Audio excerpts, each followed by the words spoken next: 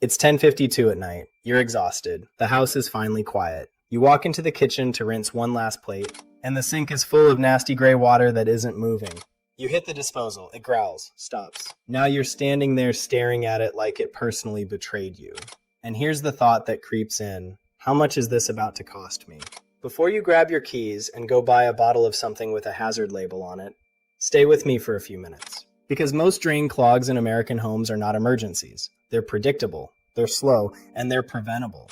And once you understand what's actually happening inside that pipe, you'll never panic over a slow drain again. Let's talk about what's really in there. In most US homes built after the 70s, your drain lines are PVC. Smooth white plastic, affordable, durable, but not invincible. The most common kitchen clog plumbers see has a name: fog. Fats, oils, grease. Every time bacon grease, butter, meat drippings, or cooking oil goes down the drain, it starts off hot and liquid. But a few feet into your pipes, inside the wall, it cools down. And when it cools, it hardens. It sticks to the pipe wall like candle wax. Now picture that sticky layer grabbing onto food scraps, coffee grounds, soap residue, tiny particles, layer by layer, week by week, until one day the water just stops. Bathroom drains are a different beast. That's usually hair mixed with soap scum.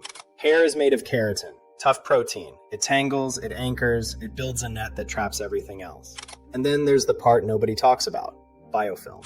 Biofilm is a slimy layer of bacteria that forms on the inside of your pipes. It acts like glue. It makes grease stick harder.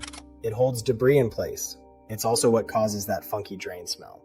So your clog isn't one solid chunk, it's layers: grease, hair, minerals, biofilm. And here's why most people lose this battle. They attack it with brute force. Most commercial drain cleaners in the US use sodium hydroxide, lye, or sometimes sulfuric acid. These chemicals create an intense heat reaction to break down organic matter. That heat can spike above 200 degrees Fahrenheit. Now here's the part nobody mentions in the commercial. Standard residential PVC pipe is typically rated for about 140 degrees for continuous use. One treatment won't melt your house, but repeated overheating over time, that stresses joints. It weakens glue points. It's like redlining your engine every weekend because you don't want to change the oil.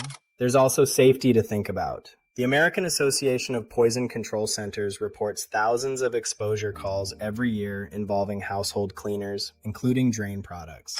And mixing chemicals accidentally, especially bleach and ammonia residues, that can create dangerous fumes. So let's calm this down, because the solution isn't explosive, it's strategic. You've probably seen baking soda and vinegar online, and you've probably seen it done wrong.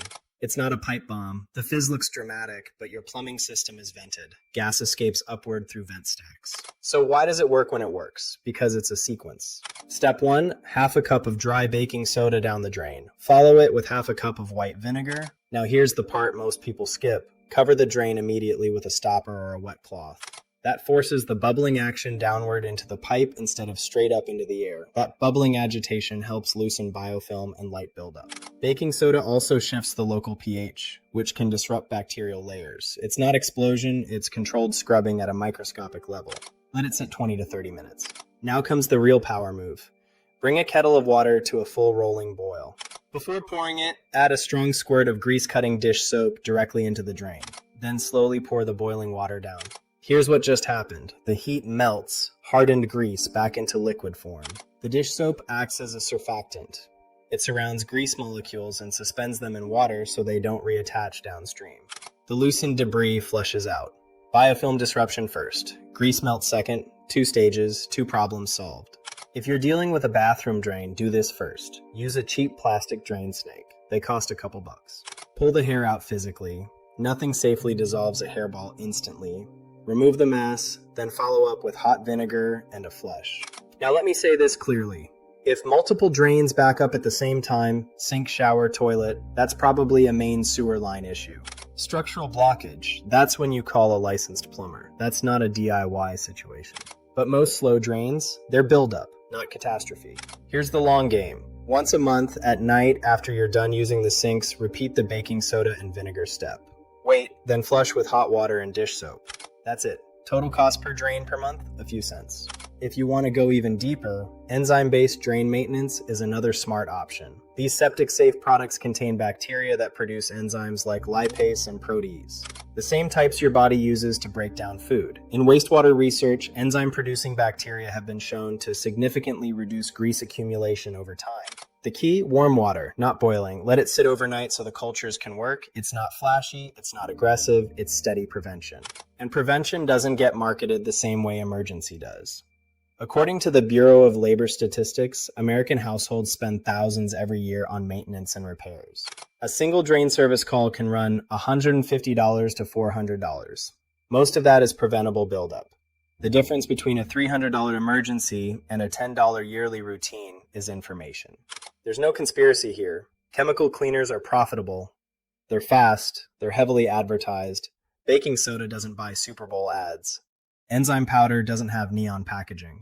But your plumbing system doesn't care about marketing. It cares about chemistry and physics. So next time your sink slows down, don't panic. Think layers, think grease, think biofilm, think heat plus surfactant. Walk to the pantry, put the kettle on, use the method correctly, and if it doesn't clear after a couple attempts, escalate responsibly.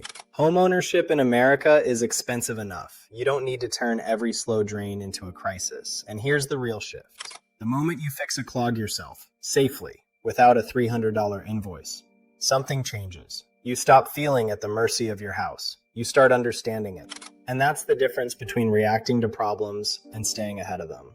So the next time that sink stares back at you at 10:52 p.m., you won't see a disaster. You'll see physics, you'll see chemistry, and you'll know exactly what to do.